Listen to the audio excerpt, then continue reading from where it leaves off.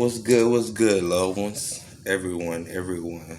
Um, I came. Hopefully, this a quick video. I was just doing my studies, and as I've been doing studies lately, it be like something be put on me, like, okay, do a video of this.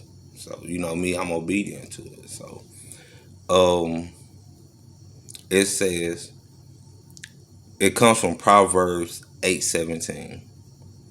I will show my love to those who patiently love me, for they will search and search continually until they find me. For they will search and search continually until they find me. Anything that you want out of this life, it could be something simple. If you really want it, you can continuously search for it until you find it. So that's basically what he's saying. The ones that truly love me is going to continuously search until they find me. And this title is A Found Love. It says, God is mysterious and all encompassing. He is much bigger and more powerful than we can begin to understand. And yet, he doesn't hide himself from us. Not only is he present in our lives, he is patiently waiting for us to come to him. He is waiting to love on us. He wants us to know him in the same capacity that he knows us. He wants us to know him in the same capacity as he knows us. He knows how many hairs we have on our head. He wants us to know him. I'm telling y'all, his word is not hard to comprehend. Get that thought out your mind. I try to tell my wife that all the time. You just got to keep going into it.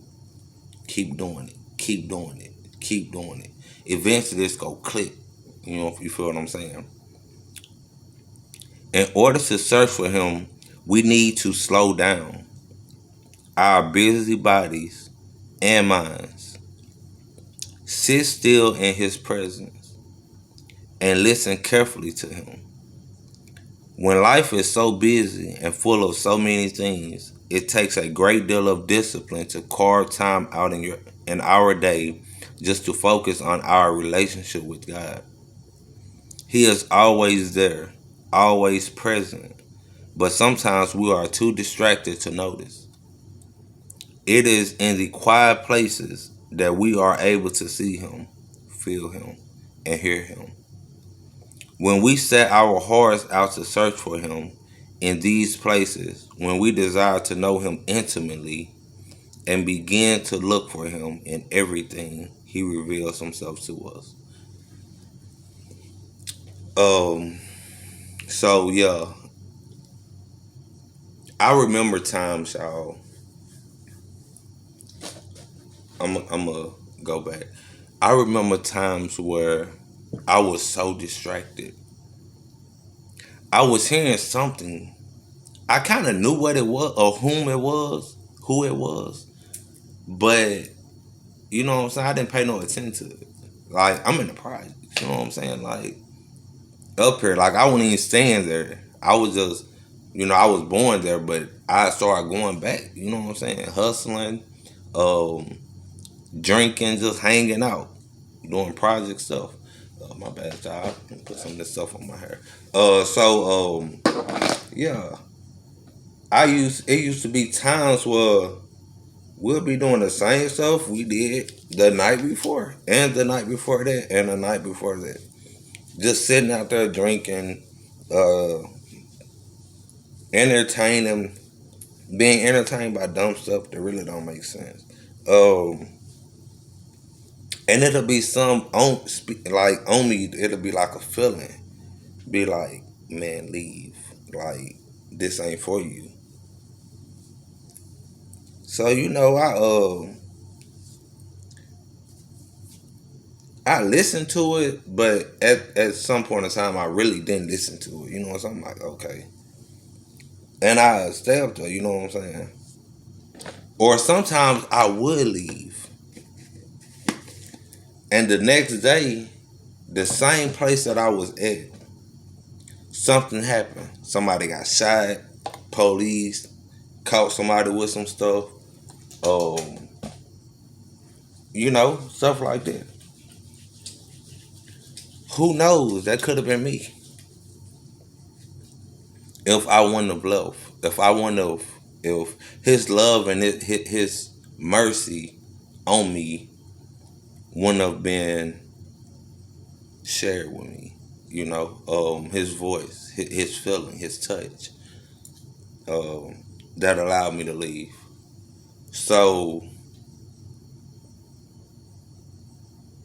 when we're doing too much stuff, like you working, you trying to still quote unquote fit in with friends.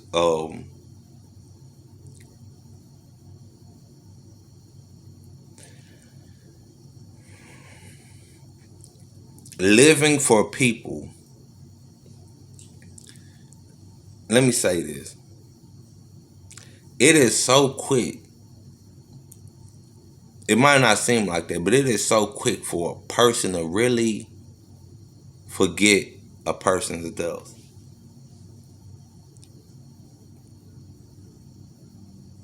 It's a lot of RIP shirts that been made since they started making them, but they drift away quick, like the celebration of their life when they're dead. They forget it so quick. So why spend your time living for those people that's going to pretty much forget you if you die and go on with their lives?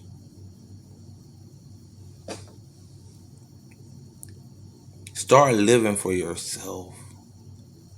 And when I say yourself, living for God, um, it's one more thing I wanted to share with y'all. It's on the phone. I can't look at it. I'm trying to think. It has to do with the poor. A person that shows love to the poor has the love of God in them. But a person that does not, really is against what God is about. So you might never know who is working through them people. Just like the devil used a lot of us and worked through us, Jesus does the same thing. You might never know who you have an encounterment with.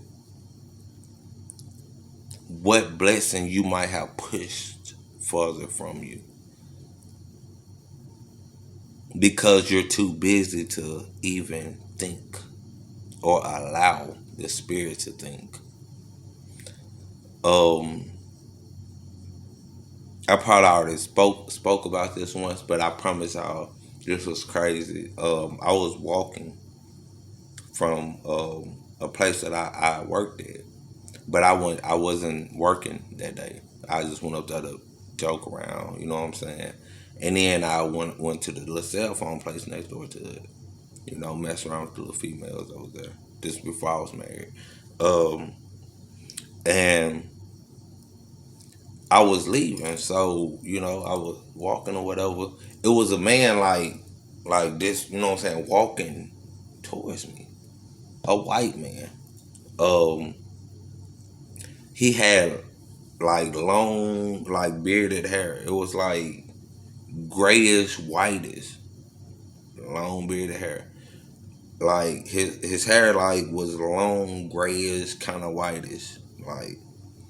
But he had on bummy clothes. He looked at homeless, like literally, he looked at homeless.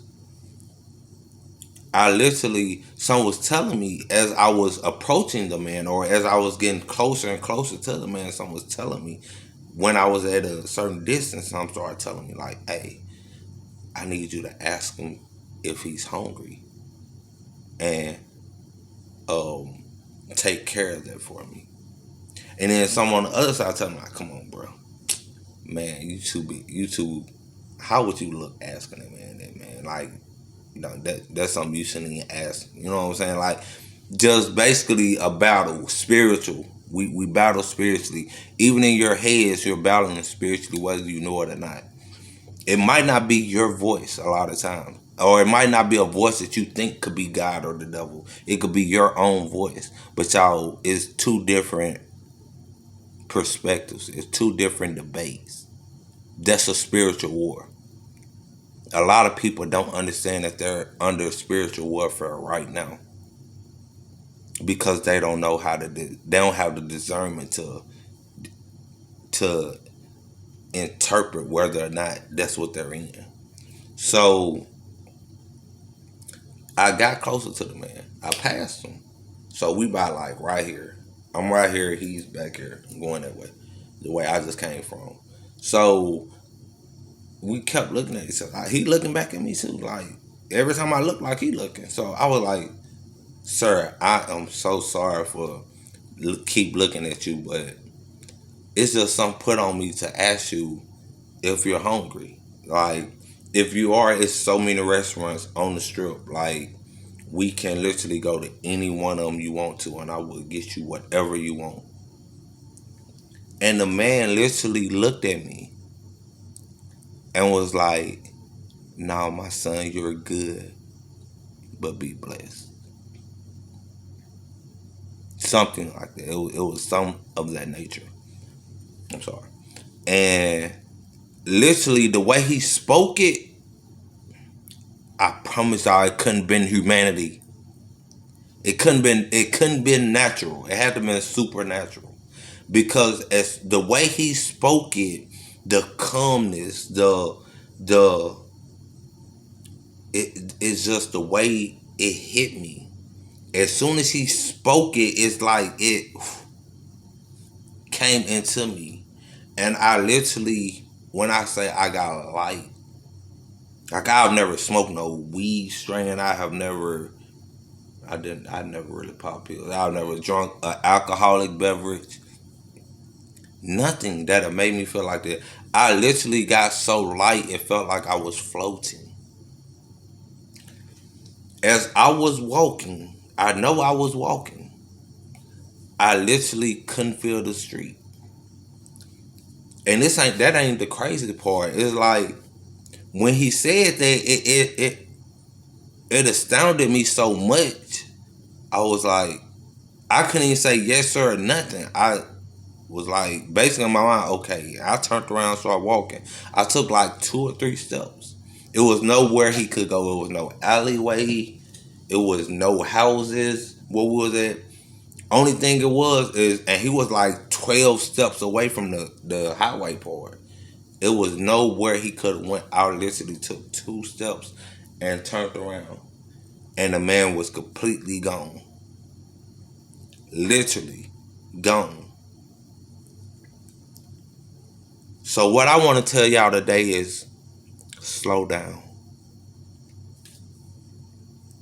Slow down. Life is going to continue to life. Life be life. I understand it. But the enemy want us to be anxious. It don't matter how fast you try to do something, that don't mean it's gonna get done in a quicker time pattern. Especially right. So I'm here to just tell you all to just, my kings and queens, slow down. Find time. If you're not ready for the Bible right now, get a devotion book. I do this in the morning. They sell them everywhere. Get a devotion book. It's out on the thing. Like get in your devotion. Start like spending time with them, man. I promise you. Cause if you continue to search and continuously search for them, you're going to find them. And when you find him, it's going to be the best thing that you have ever found. You're not going to want to let him go like he have never let you go. Just think about times when you'd have been too distracted to realize he was there with you. You can look back and be like, dang, he sure was there with me. Even though there was a lot going on, he was right there. So yeah, I found love. I love you all, man. Y'all be blessed. Y'all are all kings and queens. Take y'all places. You're not just children of God. You're heirs. That means royalty of his kingdom under Jesus. You have royalty in you. We're all made in his image. The blood that he shedded runs through us. So if you want to say that you're black, if you want to say that you're white, if you want to say that you're Mexican, Puerto Rican, Asian, Chinese, remember, you're mixed. All of us. Because all of us have some portion of Jesus' blood in us. And no one know what he was. A Jew. That's what they say. But he wasn't sexually deprived. He was placed inside. Gives you descriptions, but you can't go off a description. I give you a description of a house right now, but that don't mean that when you go there, it's gonna look how you thought the description was. The way you assume off my description how it's gonna look. Oh, this is it. And when you get there, you were like, what? This look hunted. Spider web there. Well, it's big, but no. Stairs got hold of them. You feel me? So y'all be blessed, man. Speak positive prosperity over your lives and watch it manifest over your situations. No matter how it looks. A lot of things that you can't see, most of the things you can't see is the best things for you. Because there's a reason you can't see them yet. But you'll never be able to see him if you don't allow him to mold you. He's not doing it to be controlling. He's doing it to help us. So we'll know what to do with it. Because a lot of us, when you got $1 million right now, if $1 million just fell right here beside you right now, you wouldn't know what to do with it. It'll destroy your whole life. Pretty sure it would. So yeah, man, I love y'all once again. I just said that. But hey, if y'all don't mind, get on here, hit that like button. If you know anybody that needs this, share it with them. And if you haven't, subscribe. I appreciate everybody that has already done so. And yeah, see you next time.